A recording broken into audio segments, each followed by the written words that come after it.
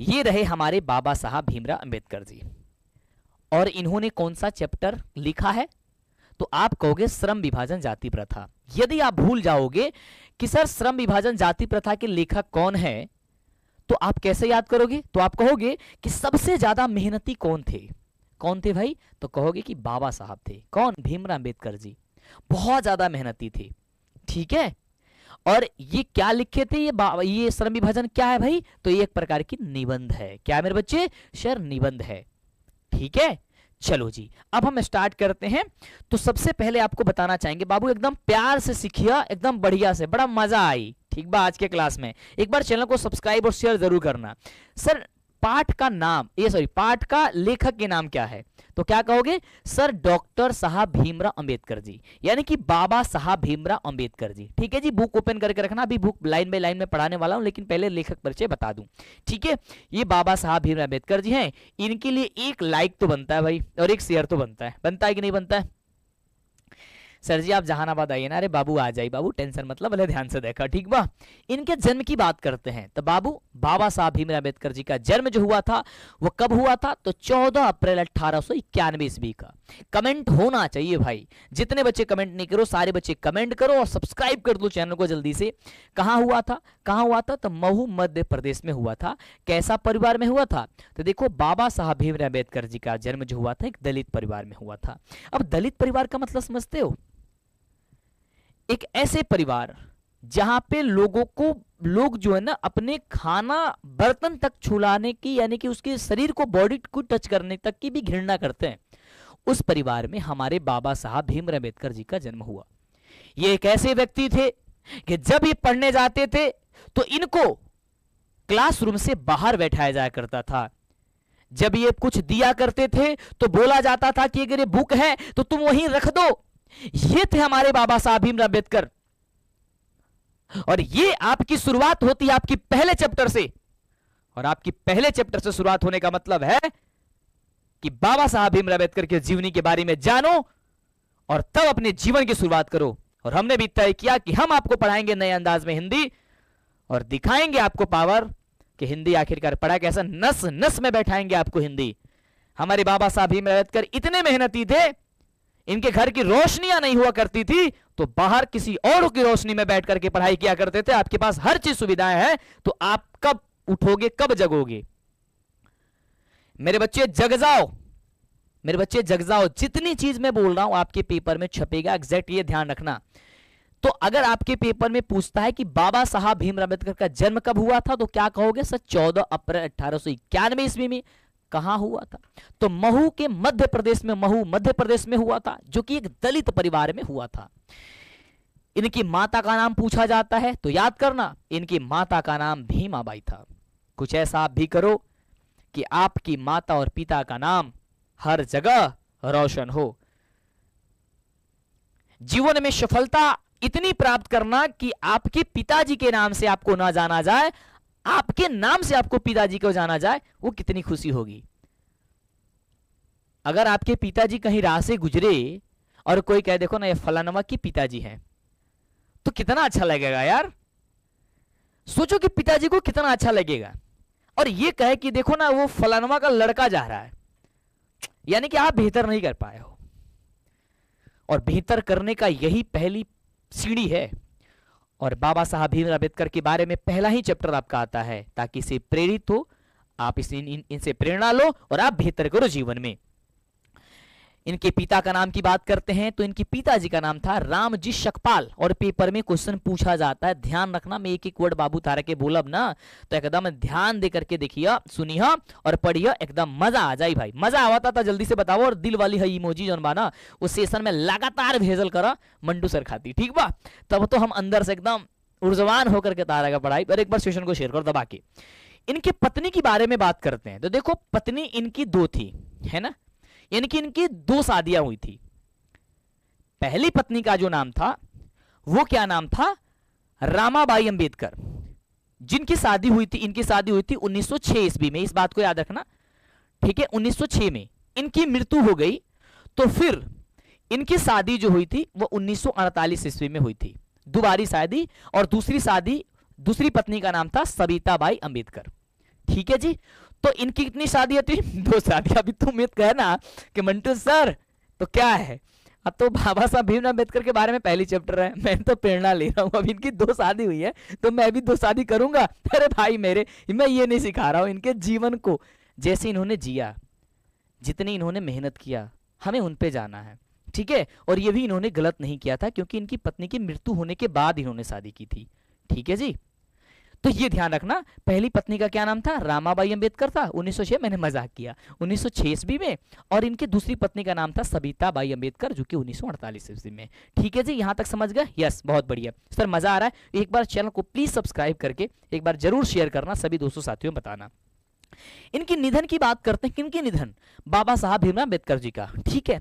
इनकी निधन हुई थी दिसंबर 1956 ईस्वी में, और इनकी निधन हुई थी दिल्ली में। कहां हुई थी? दिल्ली में। ये क्वेश्चन पूछा जाता, एक एक लाइन याद करके रखना, ठीक है। अभी एक एक लाइन आपकी बुक को पढ़ाने वाला हूं, ध्यान से सुनना। चिंतन एवं रचनात्मक के गुरु, इनके गुरु कौन थे? तो देखो, इनके 3 प्रेरक गुरु रहे थे, यानी कि 3 इनको प्रेरित करने वाले लोग थे।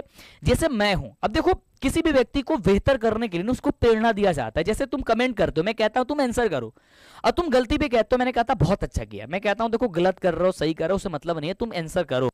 कोई क्वेश्चन पूछ रहा है तो तुम उसे करो, ठीक है। गलती से सीखोगे नहीं यार, ठोकरों से नहीं सीखोगे। हम लोग उस परिवार से आते हैं जहां भाई साहब खाने के 2 वक्त की रोटी नहीं रहती है, उसे सोचना पड़ता है। हमारे घर के पिताजी मजदूरी करते हैं, माताजी जो है ना वो भी मजदूरी करती है, कई बार ऐसा होता है ना। और हम उस घर से पड़े बड़े हुए हैं, किसी तरह हम कैसे अपने साथ जीवन यापन चल रहा है, क्या उसी तरीके से हमें जीवन चलाना? नहीं भाई, हमें बदलना है। बदलना होगा कैसे? मेहनत से। बदलना होगा कैसे? अपनी ताकत से। बदलना होगा कैसे? दिन रात कलम को घिसने से। तो घिसना शुरू कर दो, मंटू सर साथ है, मंटू भैया साथ है। तो इनके 3 गुरु थे जो कि प्रेरणा दिया करते थे, और ये बार बार क्वेश्चन पूछा जाता है, जैसे हम आपको देते हैं भाई प्रेरणा दे रहे हैं, भाई ये देखो आप करो यार, इनसे सीखो, हमसे सीखो, ठीक है। तब आपको भी, तो इनको कौन कौन थे? तो कहोगे सर बुद्ध, कबीर और ज्योतिबा फुले थे। कौन जी थे? ये 3 व्यक्ति थे। इन तीनों व्यक्ति का नाम याद करके जरूर रखोगे। इनकी प्रमुख रचनाएं थी, और ये क्वेश्चन पेपर में पूछा जाता है। मैंने बहुत शॉर्ट कर दिया है, क्योंकि अगर आप बुक पढ़ोगे, ये वाली बुक पढ़ोगे, और इनमें जो दी गई है ना लंबी चौड़ी है, तो जो चीजें आपके लिए इंपॉर्टेंट है मैंने वही छाटे, सिर्फ इसमें से छाटिए, बाकी ये लाइन बाय लाइन में आपको पढ़ाने वाला हूं, आप टेंशन मत लेना। डन है जी। इनके प्रमुख रचनाएं कौन सी थी? The caste in India, who are Shudras, the rise and fall of the Hindu women, ये सबसे महत्वपूर्ण है, ये आपके एग्जाम में पूछा जाता है। और एनिहिलेशन ये होता है, एनिहिलेशन ऑफ कास्ट, और एनिहिलेशन ऑफ कास्ट से ही ये जो है ना बुक यानी कि चैप्टर लिया गया है, जिसके रूपांतर जो है ना किन्होंने किया है, ये बात शायद छूट गया है, मैं आपको बता देता हूं। इनका रूपांतर किया ललई सिंह यादव ने।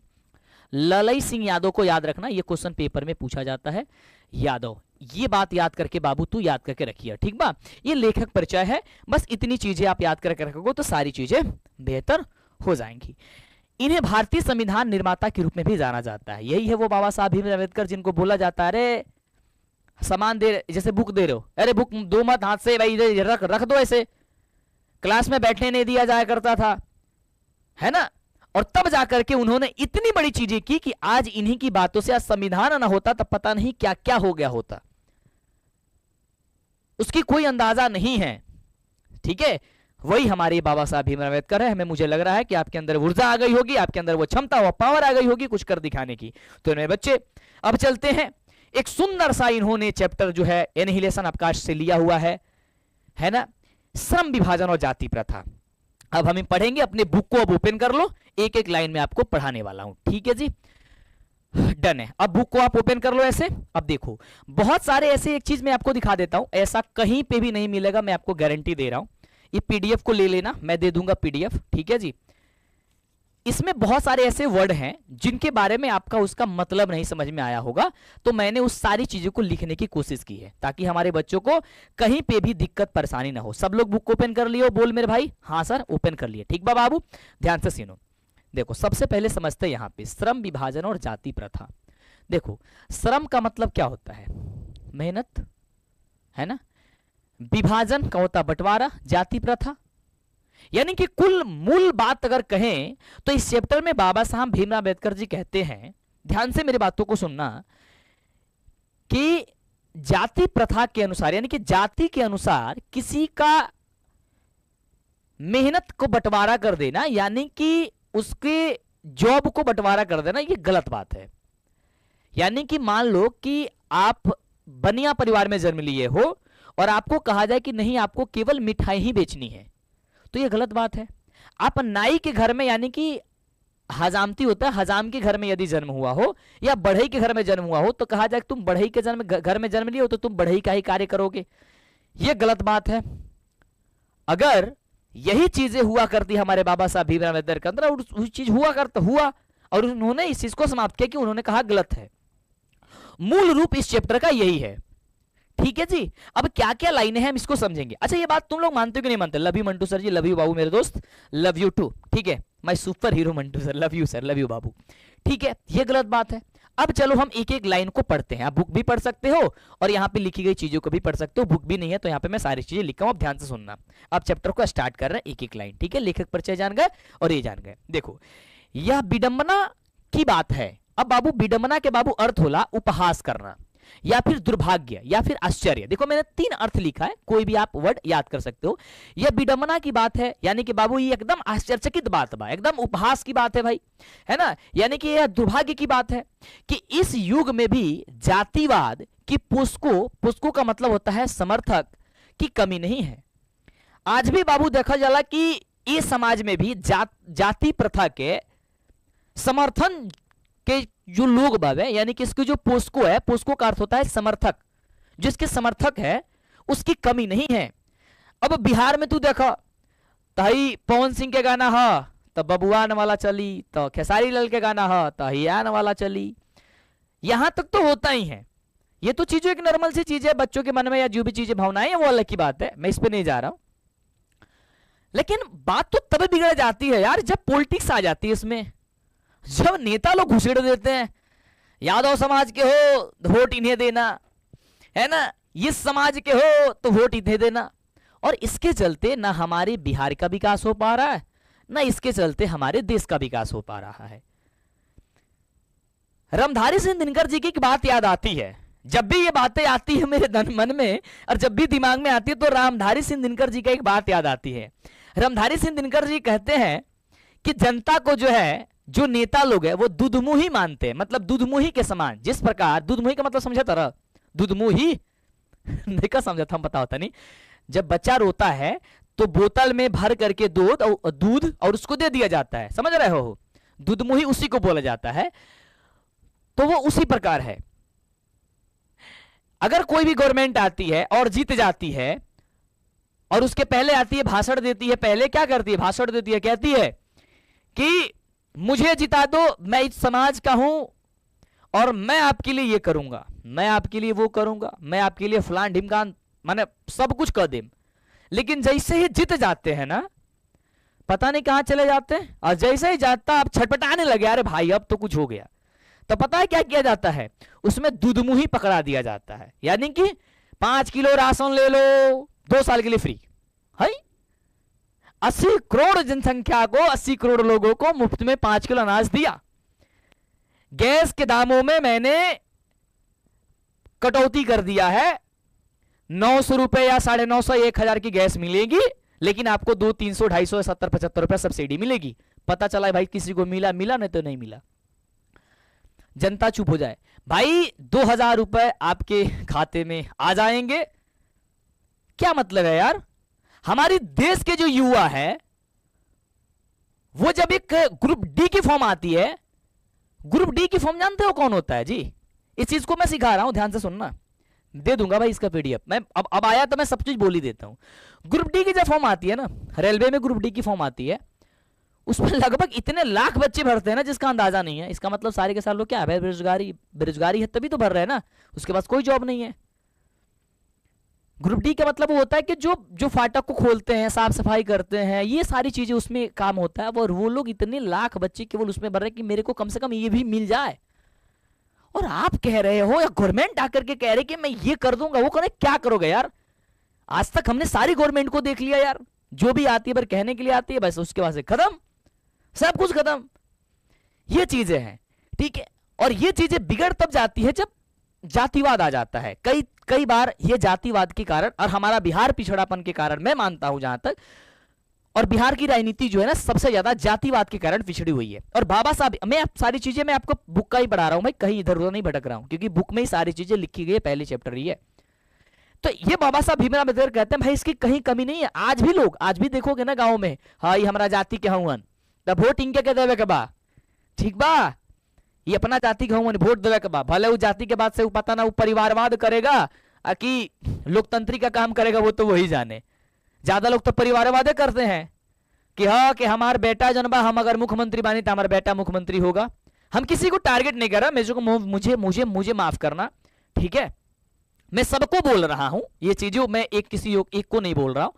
या मेरे अगर बेटा नहीं है तो मेरा रिलेशन वाला बनेगा, या मेरे जान पहचान वाला बनेगा, ऐसी चीजें चलती है कि नहीं चलती है। मैं किसी को टारगेटेड नहीं कर रहा हूं, ठीक है जी, और मेरा पॉलिटिक्स से कोई लेना देना नहीं है। मैं एक शिक्षक हूं और मैं आपके प्रति में आपका और मेरा प्रेम है, बस उसको कर रहा हूं। और जो कार्य यहाँ पे आया हुआ है मैं उसमें हमारे बोल पा रहा हूं, ताकि आप अब बच्चे हो, अब बड़े होते जा रहे हो, इस चीज के बारे में जान जाओ, ठीक है जी, डन है। आज भी देखा जाता क्या है कि पोषकों यानी कि समर्थकों की कमी नहीं रही है। इसके पोषक कई आधार पर इसका समर्थन करते हैं। अब इसके जो पोषक है यानी कि क्या समर्थक जो है ना, अब पोषकों का मतलब क्या समझोगे यहाँ पे सर, समर्थक समझोगे, ठीक है जी। अब ये बात कहीं ना लिखल मिली, तारा के ध्यान से देखिए, पीडीएफ ले लिया और जब भी नोट्स बनाइए तय करा के एक तरीके से पढ़िए, बुक भी खोल के पढ़ सकते हो। समर्थन करते हैं, समर्थन का मतलब क्या है, उसमें अपना क्या दिखाते हैं, रुचि दिखाते हैं, यानी कहते हैं कि हड्डी ठीक है। समर्थन का एक आधार यह कहा जाता है कि आधुनिक सभ्य समाज कार्यकुशलता का मतलब होला बाबू कार्य करने की क्षमता के लिए श्रम विभाजन को आवश्यक मानता है। क्या करता है भाई, कार्यकुशलता जो है ना यानी कि श्रम विभाजन क्या मानता है सर, आवश्यक मानता है। और चूंकि जाति प्रथा भी श्रम विभाजन का ही दूसरा रूप है, और यह भी मान लिया जाता है जाति प्रथा जनबा श्रम विभाजन के ये दूसरा रूप है, इसलिए हमें इसमें कोई बुराई नहीं है। देखो कई बार ऐसा होता है, मेरे बच्चे ध्यान से सुनना, इसका क्या अर्थ है, अगर तुम इसे ध्यान से सुनोगे तो समझ में आएगा आपको। कहने का मतलब यह है कि कई बार ऐसा होता है कि भाई साहब मान लो कि मैं नाई का कार्य कर रहा हूं, ठीक है जी, या मैं नाई घर में जन्म लिया या फिर नहीं भी लिया, तो मैं नाई का कार्य कर रहा हूं, तो मैं नाई वाले कैटेगरी में चला गया, ठीक है जी। मैं अगर बढ़ई का काम करूं तो बढ़ई वाली कैटेगरी में चला गया, ठीक है जी। और कई बार ऐसा होता है कि भाई साहब आपको ये बोला जाता है कि भाई कि आप यदि बढ़ई के घर में जन्म लिए हो तो बढ़ई वाला काम करोगे। कई बार ऐसा होता है कि आप मदेशिया वाले जन्म में यानी कि शाहजी वाले जो होते हैं मिठाई बनाने वाले, उस परिवार में यदि जन्म लिए हो तो आपको वहां वही काम करना होगा। ये दोनों चीजें कई बार आकर मिल जाती है, और कई बार ये क्या हो जाता है, जाति प्रथा क्या हो जाती है, जो जाति प्रथा उसी का है सर, ये जाति प्रथा भी क्या है, श्रम विभाजन का ही दूसरा रूप है, इसलिए इसमें क्या है कई बार ऐसा बुराई भी देखने को नहीं मिलता है। इस तरीके के संबंध में पहली बात तो यही आपत्तिजनक है, यानी परेशानी होने वाली बात है, ठीक है, कि जाति प्रथा विभाजन के साथ साथ श्रमिक विभाजन का भी एक रूप जो है ना ले लिया है। अब जाति प्रथा क्या किया हुआ है, अब जाति प्रथा भी है कई बार क्या कर लिया है, इसका भी रूप लिए रखा है, किसका, जाति प्रथा भी श्रम विभाजन का ही रूप लिए रखा है। अच्छा ये भी बात तो गलत हो जाता है ना यार, मान लो कि कोई गांव है, जिस गांव में कई बार ऐसा होता है ना कि ये टोला वो टोला, तो मान लो किसी टोले में केवल हजामी है ना समझ रहे, हजाम है, तो भाई सबके घर अब काटने वाले हो गए, तब मालूम काटेगा कौन, अब बेरोजगारी तो वहां पे भी आ जाएगी, है ना। कुछ हद तक वो सही भी होता है और कुछ हद तक नहीं है। बाबा साहब भीमराव अम्बेडकर बहुत अच्छे ढंग से इस चीज को क्या करते हैं, क्लियर करते हैं इस चैप्टर में, और ये जो भी भाषण देते हैं, जो समझाते हैं इस चीज को, देखो कई मायने में तो सही है लेकिन कई मायने में गलत है, और गलत जो है ना वो 90% है। जाति प्रथा के आधार पे यदि हम किसी चीज को कर रहे हैं तो वो सरासर गलत है, लेकिन कई बार सही होता है। तो सही करने का कंडीशन मैंने बताया, मान लो कि किसी गांव में सभी लोग क्या है, हजाम में है, तो सब जब हजाम है तभी बाल अब कौन काटवाएगा, समस्या हो जाएगी। सबके घर बढ़इया है तो फिर बढ़ई वाला जो है ना अब बनवाने किसी के घर कौन कोई जाएगा, वहां पे बेरोजगारी आ जाएगी, ठीक है जी। तो कई जगह इस चीज को इन्होंने बताया हुआ है। डन, आगे बढ़ते हैं, सारी चीजें क्लियर होगी। अभी तो बुक है, सारांश नहीं है, सारांश होता था मैं क्लियर कर जाता, बट की बुक में क्या है ना कि इसको फंसाया जाता है बहुत जगह, मैं लेकिन बहुत सारी चीज में क्लियर कर दे रहा हूं। देखो श्रम विभाजन यानी कि मेहनत का, मजदूरी का जो भी चीज है वो उसका विभाजन का मतलब बंटवारा निश्चय ही सभ्य समाज की आवश्यकता है, यानी कि श्रम का विभाजन जो है वह निश्चित रूप से क्या है, सभ्य समाज की क्या है मेरे बच्चे, आवश्यकता है। परंतु अब परंतु वाली जब वर्ड आ जाती है बाबू, जब परंतु वाला वर्ड आ जाला ना तो बड़ा ही गंभीर से बन करके सुने पड़ेगा। सर आपको बड़ी मिस कर रहे हैं। अच्छा जी, मिस करो, मिस मत करो मेरे बच्चे, रिजल्ट आने दो, मैं आपके घर आने वाला हूँ। डन है। सभी बच्चे लाइक और सेशन को शेयर को सब्सक्राइब कर दो। मैं नहीं कह रहा हूँ तो इसका मतलब ये थोड़ी ना होता है आपका हमारा प्रेम टूट जाएगा। जल्दी से शेयर कर दो, जल्दी से। परंतु किसी भी सभ्य समाज में श्रम विभाजन की व्यवस्था श्रमिकों के विभिन्न वर्गों में अस्वाभाविक विभाजन नहीं करती है, यह ध्यान देना। परंतु किसी भी सभ्य समाज में क्या होता है, श्रम विभाजन की जो है ना व्यवस्था जो है ना, वह श्रमिकों को विभिन्न वर्गों में अस्वाभाविक विभाजन नहीं करती है। भारत की जाति प्रथा की एक और विशेषता है कि यह श्रमिकों का अस्वाभाविक विभाजन ही नहीं करती, बल्कि विभाजित वर्गों को एक दूसरे को अपेक्षा ऊंच नीच का करार यानी कि सिद्ध कर देता है। अगर हम भारतीय समाज की बात करते हैं तो भारतीय समाज में ऐसा ही नहीं है कि यह श्रमिकों का अस्वाभाविक विभाजन ही करती है, बल्कि यह क्या कर देती है भाई कि विभाजित वर्गों को, जो विभाजित वर्ग है उसको क्या करती है, उसकी अपेक्षा ऊंच नीच को सिद्ध कर देता है। यानी यह कह देता है कि भाई तुम अगर ये छोटे कास्ट में जन्म लिए हो, दलित घर परिवार में जन्म लिए हो, तो तुम छोटे जाति के लोग हो, तुम छोटे लोग हो, तुम नीचे लोग हो, तुमसे देह छुलाना, तुम्हारे साथ खाना खाना ये गलत चीज है। तुम्हारे अगर किसी का जन्म भले ही पंडित जी के घर में हो गया हो, है ना, या राजपूत में हो गया हो, और उसके भले ही पंडित जी के घर में हुआ लेकिन जो है ना वो नाक से निकल रहा है, फिर भी उनको बाबा प्रणाम बोला जाएगा। ठीक है, यानी बोला जाता क्या है कि आप बड़े हैं। भाई हमने तो अपने बाबा दादा से ये सुना है, मेरे बाबा तो थे चल बसे, तो वो कहा करते थे कि जब हम लोग रहते थे मतलब कि घर पे, तो यदि कोई बड़े कास्ट के लोग आ जाया करते थे, तो यदि हम लोग बैठे हैं ना वहां से खड़ा हो जाया करते थे। क्या ऐसी बातें तुम लोग सुने हो? मेरे को बच्चे ये बताओ। ठीक है, एक बार मुझे ये बताओ, क्या आपने ये बात सुना है? अब देखो ये कितनी गलत बात है कि नहीं है भाई? हमारी भारतीय यदि बात करते हैं ना, भारतीय में ये चीजें भी एक बहुत बड़ा गुण है कि अगर वो काम कर रहा है उस हिसाब का, तो भाई उसको बांट दिया जाता है कि तुम तो अब नीचे जाति को, छोटा काम कर रहा तो नीचे जाति को हो गए। अब आजकल तो क्या हो रहा है भाई, बड़े जाति के भी लोग क्या कर रहे हैं, छोटे भी काम कर सकते हैं, तो इसका मतलब थोड़ी ना कि वो छोटे हो गए। लेकिन ये हमारे समाज में जो है ना वो आज भी क्या है, एक तरीके से इसे विशेषता के रूप में भी देख सकते हो। ठीक है जी, जो कि विश्व के किसी भी समाज में नहीं पाया जाता है। अगर ये देखोगे कहीं पे भी ऐसा नहीं पाया जाता है, लेकिन हमारे भारत में ये चीज देखने को मिल जाती है। जाति प्रथा को यदि श्रम विभाजन मान लिया जाए, मान लेते हो कि भाई एक बार की बात है कि हम जाति प्रथा, सर आप किस कास्ट से हो? हम शिक्षक, बस और कोई सा कास्ट नहीं, मेरा धर्म मेरा सब कुछ शिक्षक है भाई, और कुछ नहीं है। मैं एक विद्यार्थी हूं, मेरी एक ही जाति है विद्यार्थी, मैं विद्यार्थी जीवन को जीता हूं, मैं विद्यार्थी हूं और कुछ नहीं, है ना। मेरी जान के क्या ही करोगे भाई। सर बहुत अच्छा पढ़ा रहे हैं, थैंक यू सो मच मेरे बच्चे। ठीक है, लव यू मेरे भाई। एक बार सेशन को शेयर कर दो यार, लाइक कर दो यार, मजा आ जाए मुझे भी। चलो कल आ जाना कितने 6:30 बजे मैथ का पहला एक्सरसाइज लेके आते हैं 1.1। ठीक है चलो डन है। उसके बाद संस्कृत कह रहे हो, संस्कृत भी लेके आएंगे भाई, टेंशन मत लो, कल ही लेके आ जाएंगे। जाति प्रथा को यदि श्रम विभाजन मान लिया जाए, मान लेते हैं कि जो जाति प्रथा है वो श्रम विभाजन है, तो यह स्वाभाविक विभाजन नहीं है, क्योंकि यह मनुष्य की रुचि पर आधारित नहीं है।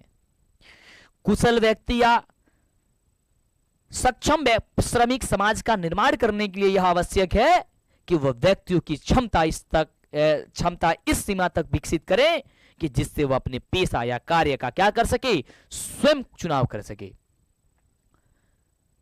यदि कोई व्यक्ति है, जैसे मैं शिक्षक हूं और मुझे कह दिया करे कि आपको चीड़ फाड़ करनी है, सुई देनी है, डॉक्टर का काम करना है, तो क्या मैं कर पाऊंगा?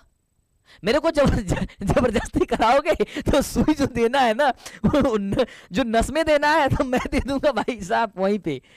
समझ रहे हो मेरा कहने का मतलब क्या है मेरे बच्चे? ध्यान से समझना। कहने का मतलब यह है कि देखो, अगर कोई भी कार्य अगर कुशल, मतलब कि अगर आप किसी भी कार्य को बेहतर चाहते हो, तो बेहतर वही व्यक्ति कर सकता है ना जिसमें उसका मन लगता है। जैसे मान लो कि भाई आपको कोई कार्य करने में मन नहीं लगता है, इच्छा नहीं लगती है। जैसे मान लो कि अभी तुम लोग अपने डिसाइड तो अभी नहीं किए होंगे, और कुछ बच्चे डिसाइड कर लिए होंगे कि मुझे ये बनना है, ठीक है। मान लो कि तुम्हें बनना है इंजीनियर, और तुम्हें जबरदस्ती आपके माता पिता कहे कि ना भाई तुम्हें डॉक्टर बनना है। और भाई तुम माता पिता का बात मानकर काम तो करोगे, लेकिन वो कभी का सफल होगा। एक 3 इडियट की मूवी याद आ जाती है इसी बात पे। कहा ना बड़ा इंटरेस्टिंग है आपका, क्या है ये आपका चैप्टर है, बड़ा मजा आएगा अगर आप सुंदर से ढंग से पढ़ोगे ना। मैं आपको नस नस में बैठा दूंगा इस चीज को, कभी जीवन में नहीं भूलोगे। 3 इडियट की एक बात आती है, उसमें बहुत अच्छा बात है रणछोड़ दास चांचड़ है ना, रणछोड़ दास चांचड़, ठीक है। जब उससे मूवी को देखोगे, मैं तो कहता हूं भाई 3 इडियट मूवी जरूर देखना आप लोग। और 3 इडियट मूवी जब देखोगे तो उसमें 3 दोस्त थे, आमिर खान और उसके साथ 2 एक दोस्त थे। तो एक दोस्त का मन जो है ना वो फोटोग्राफी में था, लेकिन उसके बार बार पिताजी क्या कहते हैं, तुम्हें इंजीनियर बनना है, इंजीनियर बनना है, इंजीनियर का पढ़ाई करो। उसका मन ही नहीं लगता था, और वो कभी जीवन में बेहतर नहीं कर सकता। यदि कोई व्यक्ति जिस कार्य में सक्षम है कि मैं वही कर सकता हूं, तो उसको वो दे देना चाहिए। जैसे मान लो कि लता मंगेशकर जी को कहा जाता है कि तुम क्रिकेट खेलो, या फिर तुम टीचिंग करो, या फिर डॉक्टर बन जाओ, क्या आज उनका इतना बड़ा नाम हो सकता था? क्रिकेट के भगवान सचिन तेंदुलकर को कहा जाता है, अगर सचिन तेंदुलकर को कहा जाए कि भाई तुम लता मंगेशकर वाली काम करो, यानी कि तुम क्या करोगे, गाना गाओ, क्या यह संभव था? तो क्या वो सफलता उन्हें मिल पाएंगी? कभी नहीं मिल पाएंगी। तो इस चैप्टर से हमें सिद्ध बात इतनी होती है कि अगर किसी व्यक्ति को जिस कार्य में मन लग रहा है या जो उसके अंदर रुचि है उसको दे दो। धोनी जी को, महेंद्र सिंह धोनी जी को, उनका भी मन क्रिकेटर में था। उनको बोला जाता भाई साहब, ये उनके एक मूवी भी आई है, बड़ी अच्छी मूवी है, देख लेना, वो भी है ना। इस सारी सामाजिक ज्ञान आपके अंदर होनी चाहिए, ठीक है। मैं गणित से हट करके हिंदी में घुसा हूं, तो ये सारी जानकारियां आपके अंदर ठूसना पड़ता है मेरे को, ठीक है। तो ये समझ गए, जिससे वो अपने पेशा या कार्य का क्या कर सके, स्वयं चुनाव कर सके। ऐसा नियम कानून होना चाहिए भाई, कि नहीं भाई उसका जो भी मन कर रहा है उसको मन को करने दो। ये अच्छी बात, एक बार सेशन को शेयर करना भाई, मजा आ रहा है तो, ठीक है। यहां तक समझ गए आप, बढ़िया है जी। आगे समझते हैं, अब ध्यान से देखो इस चैप्टर में। भाई चैप्टर आप लाइन बाय लाइन बुक में पढ़ा रहा हूं, ध्यान से सुनना, क्योंकि बुक कोई नहीं पढ़ाता, मैं आपको लिख के दे रहा हूं इस बात की, और शायद मेरी कॉपी किया जा सके, है ना, क्योंकि मेरी कॉपी करने वाले दुनिया में बहुत लोग भरे पड़े हैं, ठीक है। मेरी कॉपी करने वाले बहुत बड़े पड़े हैं, लेकिन मुझे लग रहा है कि नहीं मिल पाएंगी। चलो डन है। इस सिद्धांत के विपरीत जाति प्रथा का दूषित सिद्धांत यह है कि इससे मनुष्य के प्रशिक्षण अथवा उसकी निजी क्षमता का विचार किए बिना दूसरों की दृष्टिकोण का मतलब होता है सोचने का ढंग, जैसे माता पिता के सामाजिक स्तर के अनुसार पहले से ही यथार्थ यानी गर्भधारण के समय से ही मनुष्य का पेशा को निर्धारित यानी कि तय कर दिया जाता है कि तुम यही काम करोगे। कई बार तो अब मेरे बच्चे ये देखने को मिल गया कि लो भाई, अब बच्चा पेट में पल रहा है, अल्ट्रासाउंड में, अब तो भाई साहब ये तो गलत बात है भाई, जांच कराना। गवर्नमेंट ने इस पे रोक लगा रखी है, क्योंकि लोग जो है ना बेटियों को हत्या कर दे रहा है, लेकिन ऐसा नहीं करनी चाहिए। बेटी भी जो है ना समाज को बहुत अच्छा कर सकती है, लेकिन पेट में बच्चा पल रहा है और वो जो है ना वो बनिए परिवार का है या फिर दलित परिवार का है, तो पहले से उसका पेशा निर्धारित है कि हाँ बच्चा जन्म लेगा, छोटे जाति का है, तो ये लेबर मजदूरी का ही कार्य करेगा। भाई ये कोई बात होती है? ये अभी तो बच्चा पेट से निकला नहीं, तूने उसको पेट में ही साबित कर दिया कि अभी ये जो निकलने वाला है ये जो काम करेगा, ये कौन सा काम करेगा भाई, कौन सा काम करेगा? तो आप कहोगे भाई यही वाला काम करेगा, गर्भ निर्धारण यानी कि गर्भधारण से ही, है ना, जैसे ही गर्भ में बच्चा है तभी से ही तय है उसका। ये चीजें जो है ना वो गलत है, नहीं होनी चाहिए। और अब भी मैं आपको खुला चैलेंज दे रहा हूं मेरे बच्चे कि आप भी जीवन में, अभी 10वीं पढ़ रहे हो, 12वीं पढ़ो, 12वीं तक पढ़ो, ग्रेजुएशन तक पढ़ो, जो भी चीज पढ़ो, जिस भी सब्जेक्ट पढ़ो, जो आपकी रुचि होगी ना मेरे बच्चे वही करना। माता पिता के कहने से, मेरे कहने से, समाज के कहने से, घर परिवार के कहने से तुम कोई ऐसा कार्य मत करना जिसमें तुम्हारी रुचि ना हो। अगर तुम्हें पढ़ाई करने का मन नहीं कर रहा होगा तो जबरदस्ती मत करना, नहीं तो उससे तुम्हारी लाइफ खराब हो सकती है। क्योंकि हर पढ़ा लिखा इंसान सफल नहीं हो पाता है, क्योंकि वो चीजें जबरदस्ती कहा जाता फननवा के लड़का पढ़े जाला तो तू जा, तार मन नहीं लागत तो जबरदस्ती जइब तो 15-20 साल जियान हो जाई, बर्बाद हो जाई, ओकर बाद अइब घरे बढ़ जाइब, तो इहो गलत बात होला। और इहो गलत बात बा कि फलानवा के लड़का अगर बाहर कमाए जाता तो तू बाहर कमाए जा, इहो गलत बात बा। इसका मतलब ये भी नहीं कि तुम भी बाहर जाओ। आपकी रुचि क्या कहती है, आप क्या समाज को बदलना चाहते हो? देखो यदि समाज को बदलने होगी तो आपको किसी भी मायने में बदल सकते, मतलब किसी भी पद पे होके बदल सकते हो। आप शिक्षक होगे तभी बदल सकते हो, आप डॉक्टर होगे तभी बदल सकते हो, आप आईएएस अधिकारी अगर बनते हो तभी बदल सकते हो, आप जिस भी फील्ड में होगे ना, आप बिजनेसमैन होगे तभी बदल सकते हो। ऐसा थोड़ी ना तय है कि हाँ यही नियम है, अगर यही व्यक्ति बनेगा तो आप समाज को बदल सकते हो यार, दुनिया में बेस्ट कर सकते हो। दुनिया में हर तरीके से जो भी फील्ड में आप समाज में बेहतर करने के लिए अगर आपके अंदर वो ललक है तो आप कर सकते हो। तो इससे सीधा बस यही होता है पहले चैप्टर से मेरे बच्चे कि आपको अपने रुचि के अनुसार कोई भी पेशा को चुनना चाहिए। मुझे लग रहा है कि मेरी बातों को आपके रग रग में जा रही है, तो एक बार ये दिल का इमोजी नहीं भेजा था, बड़ा मार मारे अभी तरह के, ठीक बा। और जल्दी जल्दी अपन अपन रुचि बताता और एक बार शेयर करता। हमारा पता बा कि टाइमिंग ज्यादा होता था, क्लास छोड़ के मत जा। आज से यदि तय कर लेता रहा ना कि रोज क्लास में आवे के बा तो समझा कि अंतिम समय में जान बानू ई क्वेश्चन उ क्वेश्चन लड़ जाए वाला क्वेश्चन हव वाला क्वेश्चन के इंतजार ना करबो, है ना तो मजबूरन हमरो करावे के पड़ जाला कि लो भाई अब तो बेड़ा पार नहीं लगा है तो दिक्कत हो जाता है, बड़ा पढ़ना पड़ता है। आज 2 घंटा पढ़ेंगे भाई डेली, 2 घंटा पढ़ते पढ़ते में ज्यादा अच्छा कर लेंगे। टॉपर देखो अगर अलग नहीं, अलग तरीके से पढ़ते हैं मेरे भाई, तरीका बदल दो तुम अपना। रोज 2-2 घंटा पढ़ो, बस बात खत्म। हम पढ़ा रहे हैं उसका रिवीजन कर लो, जो भी पढ़ा रहे उसका 10 मिनट 15 मिनट समय दो, रिवीजन कर लो, बस हो गया। जाति प्रथा पेशे का दोषपूर्ण यानी कि पूर्व निर्धारण यानी कि पहले से ही निश्चित है ही नहीं करती, बल्कि अपने को जीवन भर के लिए एक पेशे में बांध देती है। सिर्फ इतना ही नहीं, यह इतना दोषपूर्ण है कि बच्चा पेट में पल रहा है उसका पहले से यदि निर्धारित कर दिया गया, मतलब कि निर्धारित कर दिया गया कि इसी को काम करना, ऐसा नहीं है कि केवल वह क्या करता है, वह मनुष्य को क्या करता है पहले से निश्चित नहीं करता, बल्कि क्या करता है वह जीवन भर के लिए क्या करता है मेरे बच्चे, एक पेशे में बांध देता है कि तुम जीवन भर इसी पेशे में जुड़े रहोगे और यही कार्य करते रहोगे। मुझे पढ़ाना बहुत अच्छा लगता है, मुझे मैथ पढ़ाना बहुत अच्छा लगता है, मुझे हिंदी पढ़ाना बहुत अच्छा लगता है, यह जो भी सब्जेक्ट है मुझे अच्छा लगता है, मैं पढ़ाऊंगा भाई, है ना। तो ये मेरी रुचि है, या आपकी जो भी रुचि, आपको पढ़ना अच्छा लगता है भाई पढ़ो, आपको ये करना अच्छा लगता करो। लेकिन गलत संगति, लेकिन देखिए लेकिन इसमें भी होता है भाई गलत संगत में पढ़ना बड़ा मजा आता है। तो इसका मतलब ये नहीं कि गलती काम में ढुकते जाओ तो उसमें वही करते जाओ भाई, उससे छोड़ना होगा। कोई भी करो सही कार्य करो, भले ही पेशा अनुपयुक्त या अपर्याप्त होने के कारण वो भूखे मर जाए। आधुनिक युग में ये स्थिति प्रायः आती है। भाई साहब कई बार ऐसा होता है कि आपको बोल दिया गया कि तुम ये करना है, भले तुम भूखे काहे नहीं मर रहा है भाई, भले तुम भूखे मर जाओ उससे कोई मतलब लेना देना नहीं है ना, लेकिन तुमको करना यही है, तुमको करना यही है, ये समाज ने निर्धारित कर दिया है। कौन होता है समाज को निर्धारित कर देने वाला भाई? ये समाज होता कौन है कि आपको कह दे कि तुम छोटे जाति में जन्मे हो तुम छोटे वाले काम करोगे? ये समाज को हक किसने दे दिया?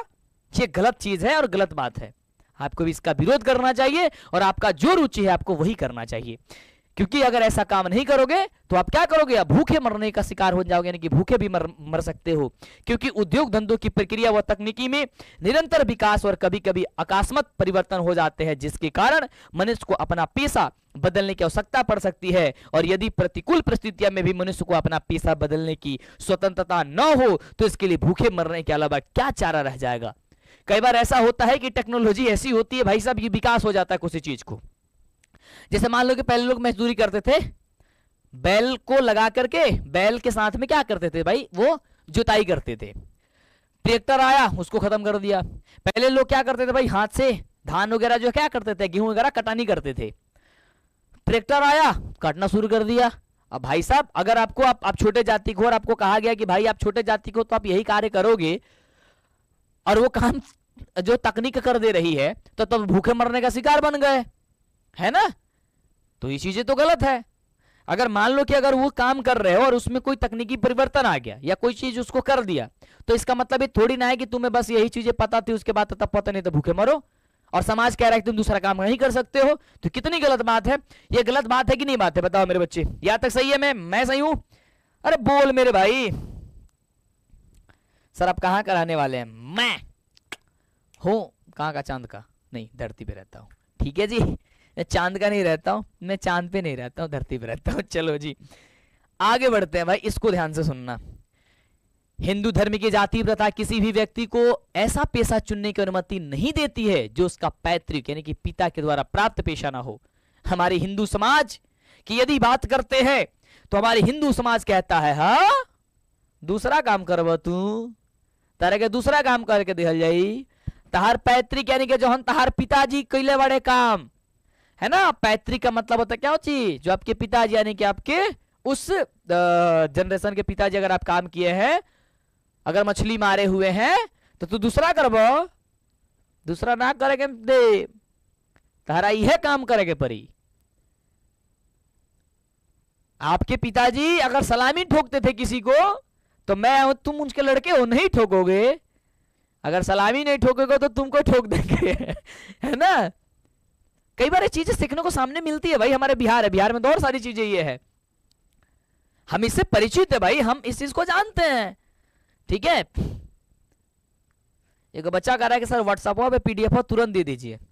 सुखल बास बा कहीं बड़ी मार मारे मौब है। पढ़ला के बाद दोनों क्लास खत्म हो, मजाक कर रहा है मेरे भाई, दोनों क्लास खत्म हो जाएगा, यानी कि 6:30 बजे वाली क्लास और 8:30 बजे वाली क्लास, दोनों क्लास जैसे खत्म होगी उसके 15 मिनट बाद आपकी पीडीएफ आपके व्हाट्सएप पे टेलीग्राम पे मिल जाएगी, उसे शेयर कर देना। लेकिन मेरे बच्चे मैं रिक्वेस्ट कर रहा हूं प्रत्येक दिन बच्चों को लाइव में जोड़ने की कोशिश करो ताकि आपका और हमारा संबंध बन। प्रखंड हो या जिला मंटू सर से हिला, कौन है भाई? आयुष जी। अच्छा जी, प्रखंड हो या जिला मंटू सर से हिला, हम हिलाने वाला काम नहीं, बोर्ड परीक्षा में करते हैं। चलो जी, पेशा ना हो, कह रहा है कि पैतृक पेशा ना हो ऐसा कभी भी हिंदू समाज क्या करता है, यानी कि हिंदू समाज का मतलब हो गया भाई आपका हिंदू धर्म, कभी भी ये करता है।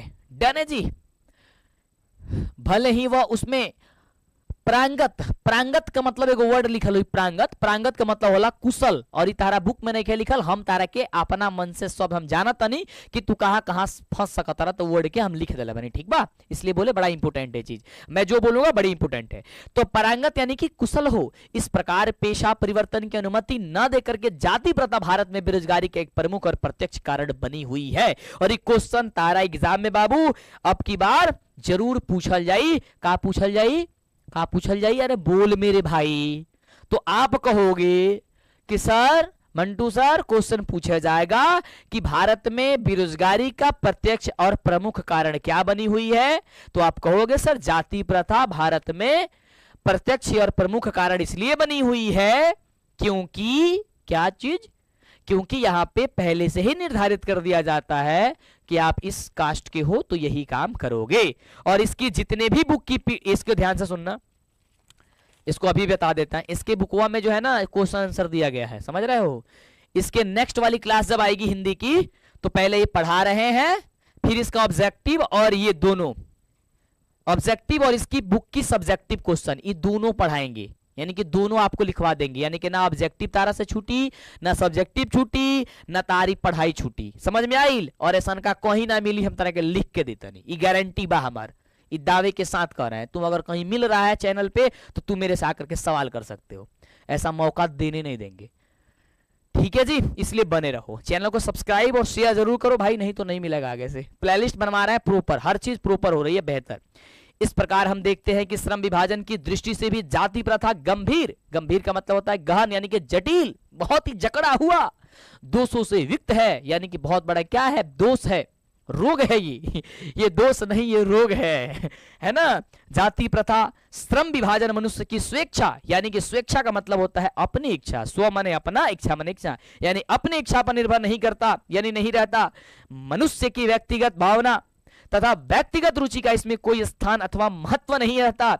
इस आधार पर हमें यह स्वीकार करना पड़ेगा कि आज के उद्योगों में गरीबी और उत्पीड़न यानी कि कष्टदायक इतनी बड़ी समस्या नहीं जितनी यह कि बहुत से लोग निर्धारित कार्य को अरुचि के साथ केवल विश्वसता यानी कि वश यानी कि मजबूरी के कारण करते हैं।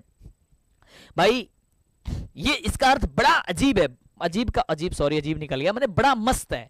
ठीक है जी, कह रहा है कि इस आधार पर हमें स्वीकार करना पड़ेगा कि आज उद्योगों में गरीबी और उत्पीड़न के कष्टदायक समझ इतनी बड़ी नहीं है। यानी कहने का मतलब यह है कि यह चीज मानना पड़ेगा, इतना भी कष्ट, गरीबी और उत्पीड़न यानी कि कष्टदायक जो है ना, वो किसी और चीजों के देखने से जगह या किसी और चीज में पाने की जगह हमारी उस चीज में है जो हमको जाति प्रथा के अकॉर्डिंग क्या करता है, निर्धारित करता है कि रे भाई तू यही काम करेगा।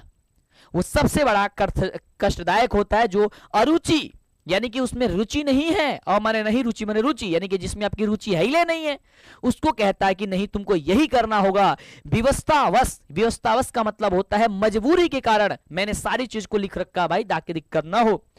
ऐसे स्थिति स्वभावतः मनुष्य को दुर्भावना का मतलब होता है भाई बुरी नियत से ग्रस्त, यानी कि फंसा होना। ग्रस्त का मतलब होता है फंसा होना, रहकर टालू काम करने और काम करने वाले के लिए प्रेरित करती है। कहने का मतलब उस समय क्या होगा, जब आपको कह दिया जाएगा कि तुमको, मान लो कि कोई आपको काम, जैसे मान लो कि पढ़ने का मन नहीं कर रहा है और हम कहीं तरह के आज तरह पढ़े के बा, तो तू क्या करबो, काम में नहीं टलबो, पढ़बो तो ना। मान लो कि तुम्हारी मम्मी बोली कि आज बाजार से सब्जी लाना है, तुम्हारा मूडे नहीं कर रहा बाजारे जाने का, तो तुम क्या करोगे, जाओगे जैसा मिलेगा वैसे सही कहोगे, चलो मम्मी कही है भाई लिखे तो जीवे करेंगे, ठीक है जी। तो कई बार तो ऐसा ही हो जाएगा, ठीक है। तो ये अरुचि के विरुद्ध, अरुचि जब होगी मतलब काम में रुचि है ही नहीं है और जबरदस्ती आपको भाई ठेला जा रहा है कि भाई तू कर दे, तू कर दे, तू कर दे, तुम्हारे बिना ये चीजें तो संभव है नहीं है ना, तब तो दिक्कत परेशानियां होंगी। आगे बढ़ते हैं भाई, ज्यादा नहीं है, इसको पढ़ते हैं अच्छे से, ठीक है जी। बने रहो हमारे साथ, चैनल को सब्सक्राइब शेयर जरूर करो भाई। चलो इसकी क्वेश्चन आंसर करा देंगे, आप परेशान मत होना। ऐसे स्थिति में जहां काम करने वालों का ना दिल लगता हो नहीं दिमाग, कोई कुशलता कैसे प्राप्त की जा सकती है। अच्छा बताओ, जहां ना कहीं दिल लागत हो गया ना कहीं दिमाग लागत हो गया, तो उ काम के बतावा का कोनो कुशल यानी कि कोनो बढ़िया तरीके से कइल जा सकता। अब अरे भाई साहब हम नहीं कर सकते एकरा के काम बढ़िया तरीका से, ठीक बा, एकरा के छोड़ दो। अतः यह निर्विदाद का मतलब होता है कि बिना किसी वजह का विदाद, मतलब कि बिना किसी वजह का क्या हो जाता है, विवाद हो जाता है। विवाद रूप सिद्ध हो जाता है कि आर्थिक पहलू से भी जाति प्रथा हानिकारक प्रथा है। आर्थिक पहलू से भी का बा, जाति जौन प्रथा बा एकदम हानिकारक प्रथा बावे, क्योंकि यह मनुष्य की स्वाभाविक प्रेरणा, रुचि व आत्मशक्ति को दबाकर उन्हें अस्वाभाविक नियमों में जकड़कर निष्क्रिय कर बना देती है। का करेला बाबू, क्या करेला, तो कहा कि प्रेरणा, रुचि व आत्मशक्ति को दबा करके क्या कर देता है, उसमें अस्वाभाविक नियमों को जकड़ करके निष्क्रिय बना देती है, निष्क्रिय बना देती है भाई। अब मैं समस्या के रचनात्मक, यानी कि मतलब होता है, रचनात्मक का मतलब होता है निर्माण करने वाला। क्या होता है भाई, मैं जानता हूं किसका अर्थ आपको नहीं पता होगा तो याद कर लो। रचनात्मक का मतलब होता है निर्माण करने वाला पहलू को लेता हूं। मेरे द्वारा जाति प्रथा की आलोचना सुनकर आप लोग मुझसे यह प्रश्न पूछना चाहेंगे कि यदि मैं जातियों के विरुद्ध हूं, अगर कुछ लोग ये कहेंगे हाँ भीमराव अंबेडकर साहब जी इधर सुनिए, इसका मतलब है कि इतना भाषण आप दे रहे हैं, ये भाषण है ना, निबंध है, और आप इतना बोल जा रहे हैं, इसका मतलब है कि आप जाति के विरोधी हैं। जैसे अभी हम आपको कह रहे थे कि भाई कुछ लोग आएंगे और कहेंगे कि मैं यादव हूं, मुझे वोट देना, ठीक है, या बाप अगर सीएम है तो बेटा सीएम ही बनेगा। इसका मतलब क्या है कि आप इस पार्टी के विरुद्ध है या उस पार्टी के विरुद्ध है, भाई इसका मतलब ये थोड़ी ना है। तो वैसे ही बाबा साहब भीमराव अम्बेडकर जी कहते हैं, अगर आप ये चाहेंगे कि क्या मैं, इसका मतलब हो गया कि मैं जाति के विरुद्ध हूं, तो फिर मेरी दृष्टि में आदर्श समाज क्या है, तो फिर हम कहेंगे भाई तब मेरे दृष्टि में, मेरी सोचनी में यह आदर्श समाज क्या है। मेरा उत्तर होगा कि मेरा आदर्श समाज स्वतंत्रता, समता, भ्रातृत्व यानी कि भाईचारा पर आधारित होगा।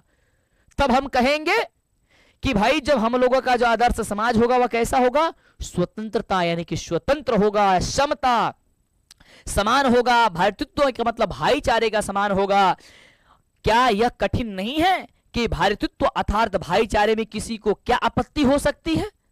अगर भाईचारे के संबंध में यदि हम और आप रहे तो इसमें क्या आपत्ति है भाई।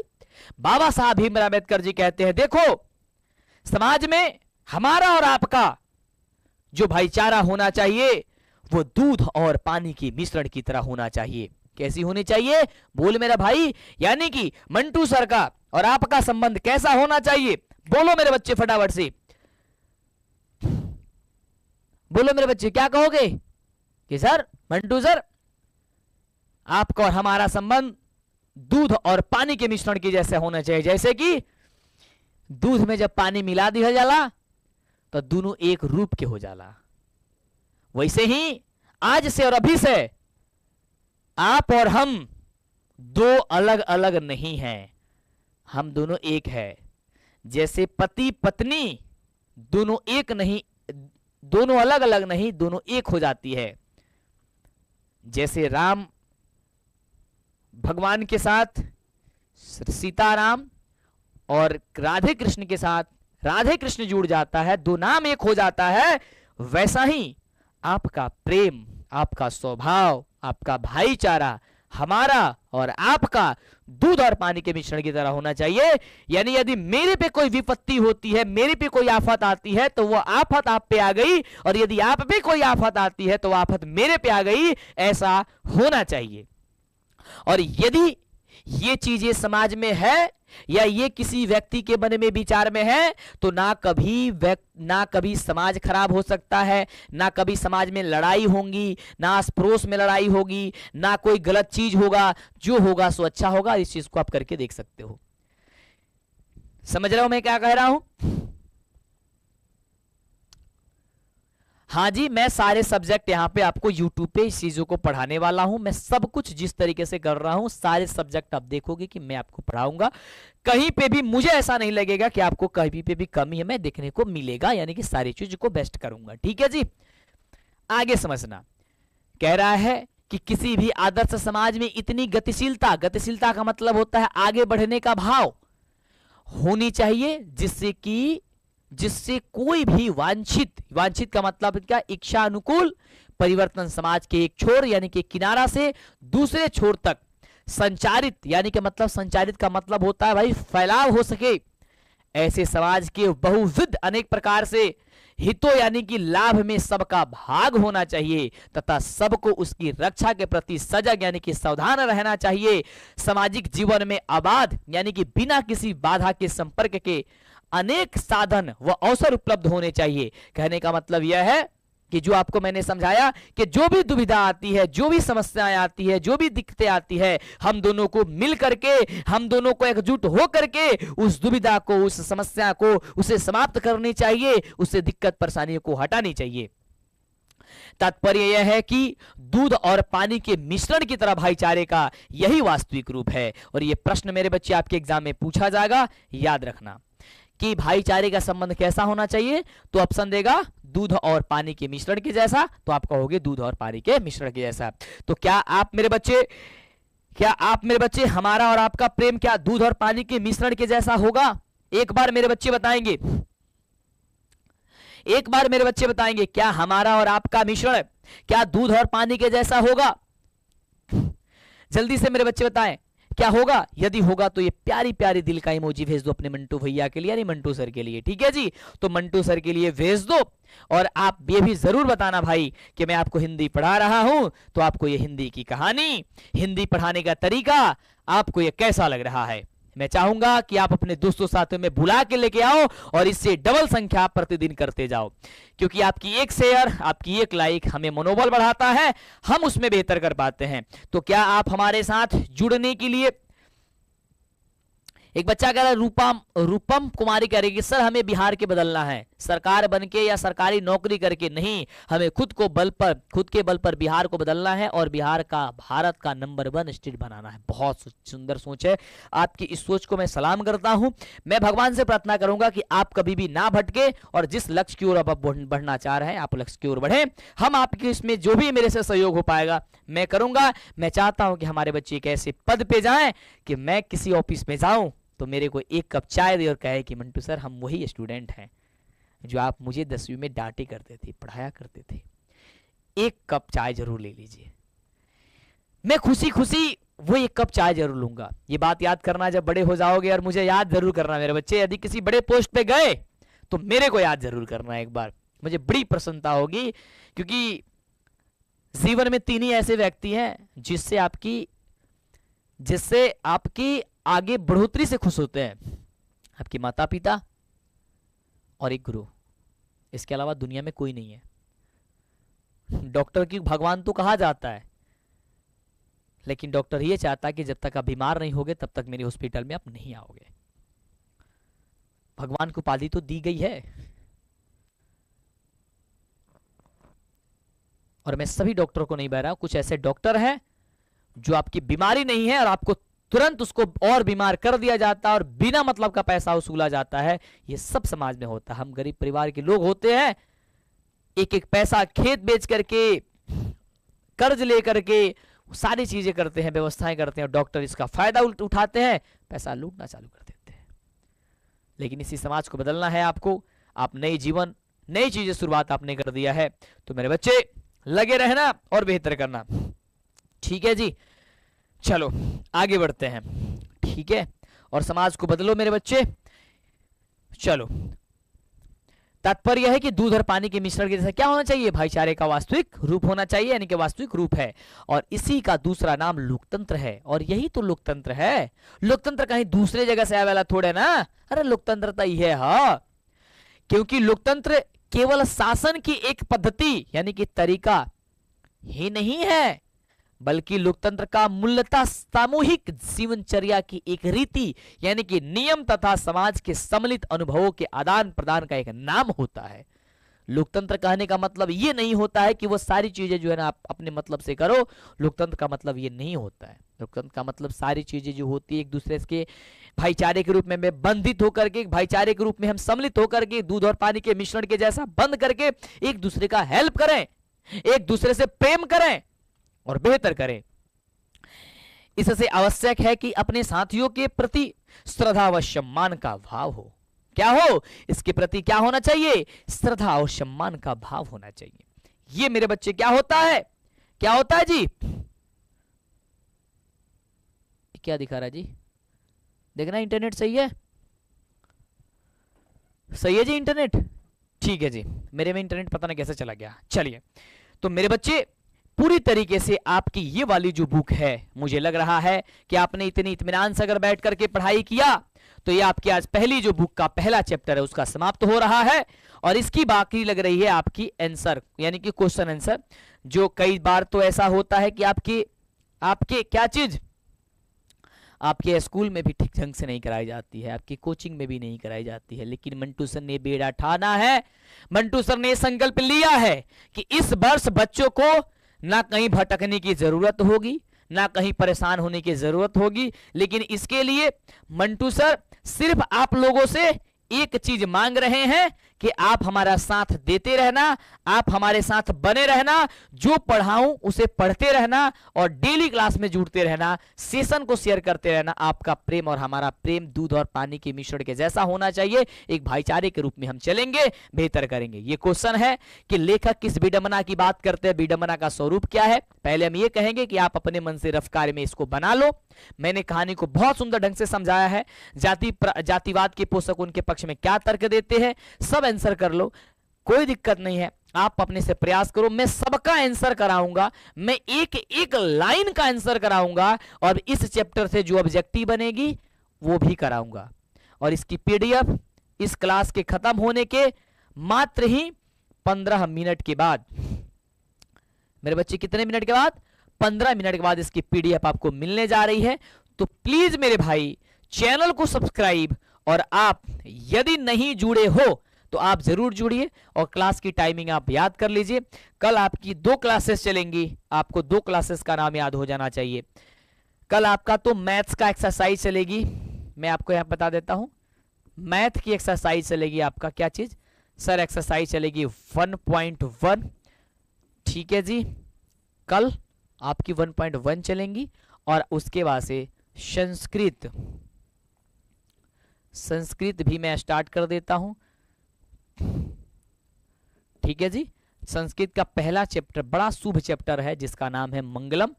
हो सके तो पढ़ के आना, नहीं पढ़ के होगा तो मैं पढ़ाऊंगा या फिर मैं आपको कल भी अपडेट दे दूंगा, है ना। शेड्यूल के अनुसार थोड़ी सी मिस आपको देखने को मिल रही है, यानी कि आज क्लास आपकी विज्ञान चलनी चाहिए थी, लेकिन मैंने कहा कि गणित से स्टार्ट करेंगे, ठीक है जी। और कल भी मैं आपको गणित ही पढ़ाऊंगा, क्योंकि शेड्यूल एक बार सेट हो जाए, ठीक है जी, क्योंकि शेड्यूल में गड़बड़ नहीं करना चाह रहा हूं। तो प्लीज शाम को 6:30 बजे आप लोग तैयार हो तो एक बार मुझे बता दो कि हाँ मंटू सर हमको शाम को 6:30 बजे आएंगे, कहीं नहीं जाएंगे। 6:30 बजेगा, आपका क्लास का वेट करेंगे, मंटू सर कहीं रहेंगे, हम लोगों के लिए आएंगे। और एक रात को 8 बजे, ये 2 क्लास अपने दिमाग में बैठा लो और अपने अपने दोस्तों साथों में बता दो कि आप इन 2 क्लासेस को कहीं नहीं भूलना है, ना कहीं जाना है, इन 2 क्लासेस को बेहतर करना है। सही बात है, ठीक है जी, ओके जी। तो सभी बच्चे तैयार हो? यस, सबका आ रहा है Mantu sir.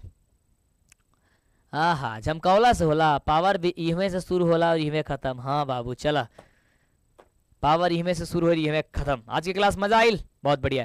Thank you so much, love you, take care, bye मेरे बच्चे। मिलते हैं कल, पीडीएफ आपको जस्ट मिलने जा रही है। आप हमें इंस्टाग्राम पे मंटू सर विद्याकुल के नाम से सर्च करके फॉलो कर लीजिए, आप हमारे व्हाट्सएप पे फॉलो कर लीजिए, आप हमें टेलीग्राम पे फॉलो कर लीजिए, आप हमें गूगल पे सर्च करोगे, लिखोगे मंटू सर, तो मंटू सर आपके लिए हर जगह उपस्थित रहेंगे। आप परेशान मत होना, हम आपके साथ हैं। Thank you so much, love you, take care, bye मेरे बच्चे, मिलते हैं।